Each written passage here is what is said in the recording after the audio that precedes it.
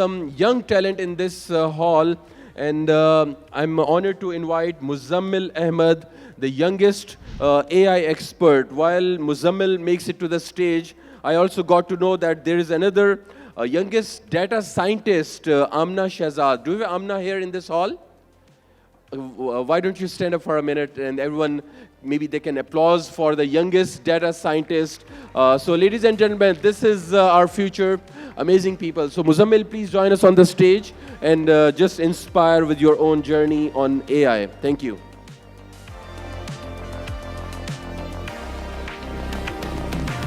Thank you, thank you. Lovely to be here. I know we're all very tired now, it's 5 p.m. almost, but I'd like to start off with a question. How many of you all here have ever just used ChatGPT? Raise off your hands. Almost all of you, right? Now, how many of you all have AI agents and AI systems actually embedded within your organization? You see that gap here? That's what we're here to solve today. Pakistan has one of the largest actively using AI populations in the whole world. However, when it comes to AI in business, we are lacking. But what does it mean to have AI in your business? What does it mean to be AI native? Well, even if every single person in your organization was using AI tools, was using ChatGPT, you'd still not be AI native. And I think the switch comes when you go from just using AI tools to actually having AI agents in your organization. Let me show you what I mean. Earlier this year, I was working with a company here in Pakistan, and they were bleeding customers. Their business essentially ran on email. And whenever a customer email comes in, they have to reply as fast as possible. If you're 1 hour late, 2 hours late, the customer loses trust and they just churn. They go to another provider. And the problem was that maybe they're on lunch, maybe they're working on something else. Maybe it just comes after business hours. They can't reply then, right? So the only solution was to hire either 50 more people, which was unrealistic, or they could build an AI agent, and that's what I did for them. Very simple. I built an AI agent that handles their emails, replies to them, generates quotes for the customers, and answers all the questions in their tone exactly. Now, whether the email comes at the middle of the night or during lunch, it's answered.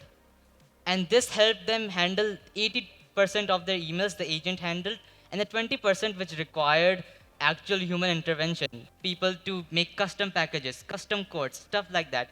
That's where the team focused their attention on.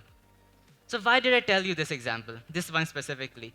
Though it's very simple, this is the prime example of what I like to call a background agent. An agent that works without you having to do anything, works while you're sleeping, works while you're awake. And I believe once an organization has multiple of these agents within multiple departments, whether that's sales, marketing, then they could truly call themselves AI native. But here's the problem. 95% of AI initiatives in companies fail. Let me repeat that. 95% of AI initiatives in companies fail. These are not my words. These are the words of researchers at MIT who analyzed hundreds of companies across different sectors, oil and gas, and looked at their AI initiatives and see which succeeded and which failed. Here's the report. Looks like this. And the reason for this was not that AI sucks. Oh, LLMs are so bad. All the projects are failing. No, that was not a reason at all, in fact. The real reason was the approach and the mindset those companies took when applying their AI compared to the 5% who succeeded. And I think there's real value in understanding what the 5% did differently compared to the 95%, compared to the majority.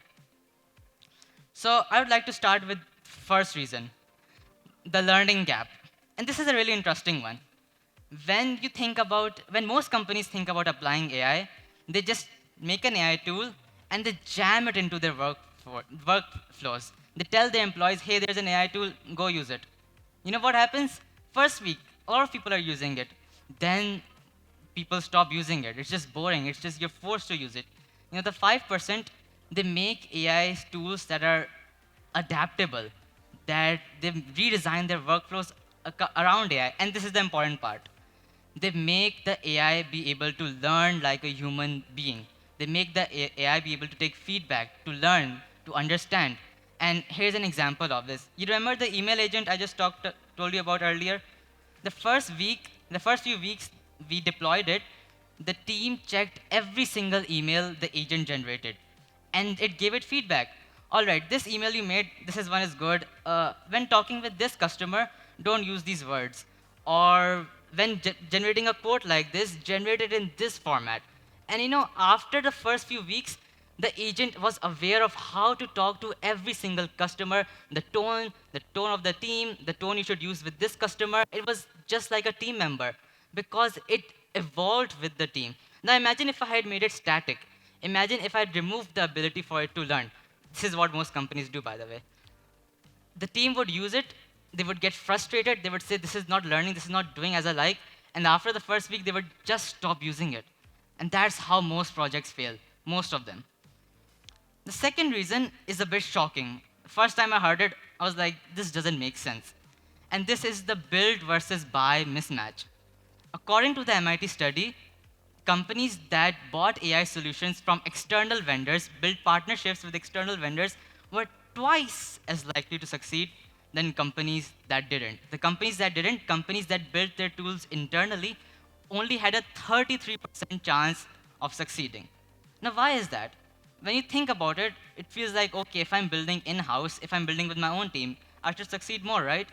But what happens is that those teams that built with external partners, they have built a specific solution multiple times, 10 times, and have built it for 10 different companies. So they're much better suited to do the same for your company here as well.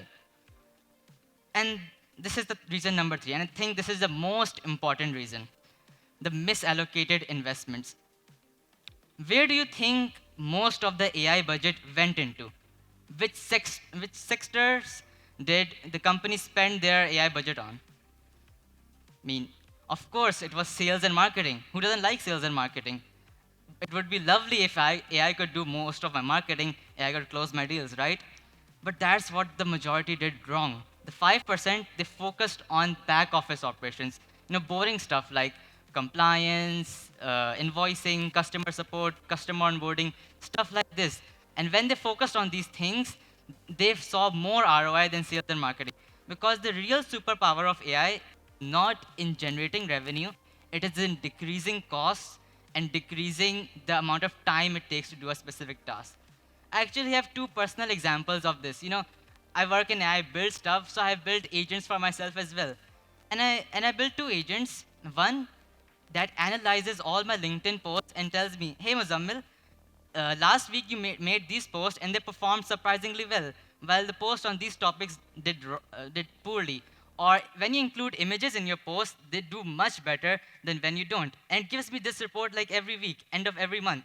And another agent I have that analyzes all the calls that I ever take. And it takes out the pain points, the problems, the solution I proposed, everything, and saves it in a Google Sheet. Now, before, I was spending almost around 3 hours every single week doing this stuff manually on my own. But now, with AI doing this, it's automating all of this. And these are all boring tasks. A lot of the time, I would even forget to do them. It was just annoying for me, honestly. And this is exactly the use cases you need to focus AI on. The stuff that's bugging your team, that nobody likes to do, nobody has fun doing, you should automate that instead of the fun stuff that sales and marketing, where you actually need human creativity. Now we have talked about the what it means to be AI native, and the why.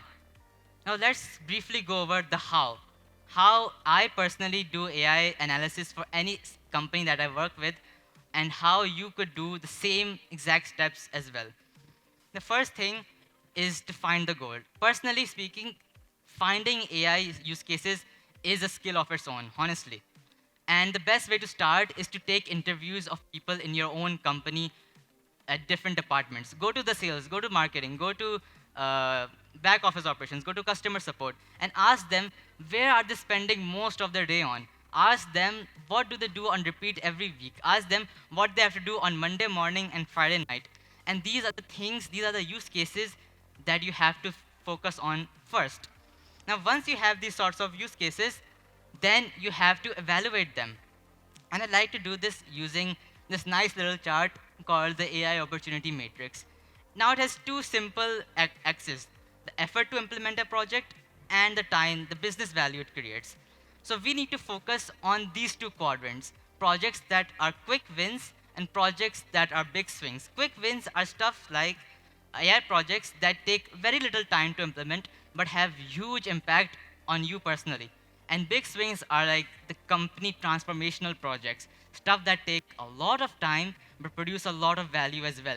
And if we just take the three examples I told you earlier and plug them into this graph, it will look something like this. My LinkedIn analyzer, the call analyzer, stuff took me maybe 2 to 3 days maximum to build, but they produced a high amount of value for me personally. And this email AI agent, I built it, took a few weeks, but once it came into production, it changed the company significantly. You understand? But these two quadrants are also important. You can't just leave them empty. These are what I'd like to say you should avoid. The bottom one is things that take a low amount of effort but produce almost zero value. These are nice to haves and these should be your third priority.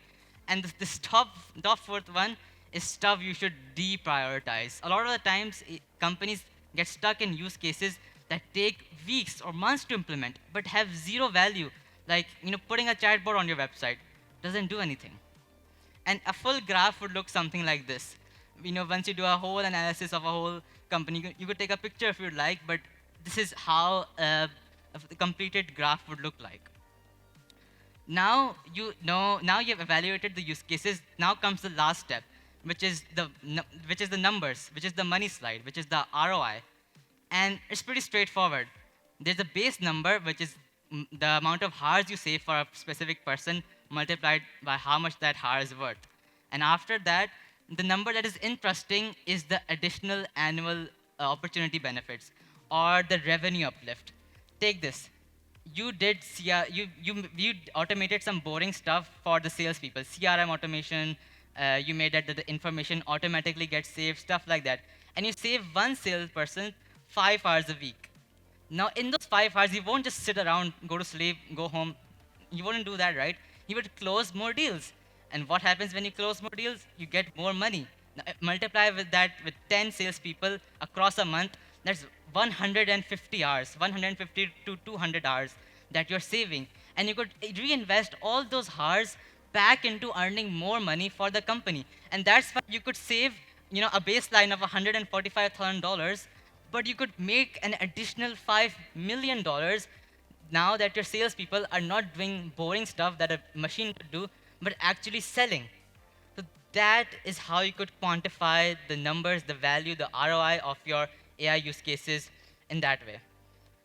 So the reason for telling all of this, the main point I'm trying to make is that how you could develop the mindset and the approach for AI. All the use cases I shared today, they were simple. We all agree they were extremely simple, right? But that's the thing. AI is not complicated at all. It's just these simple use cases you have to find and target and build a solution around. You just need to know two things. A, the problems within your organization, and B, how AI could solve them. Once you know that, the sky is your limit. You could redefine your business organization just like that. Thank you.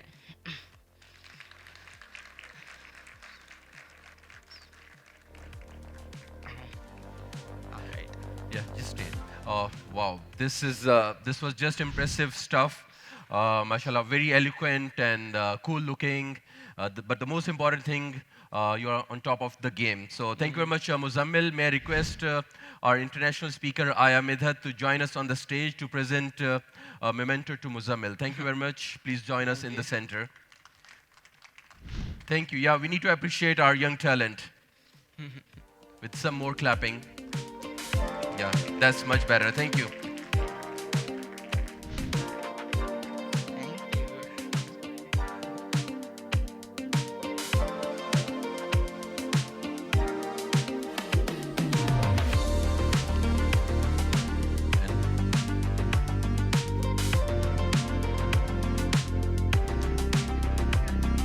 Muzammil, I have this little book for you.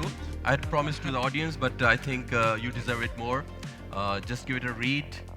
You'll find some inspiration stories for yourself. Yeah, thank you. Thank you so much. Okay, thank you.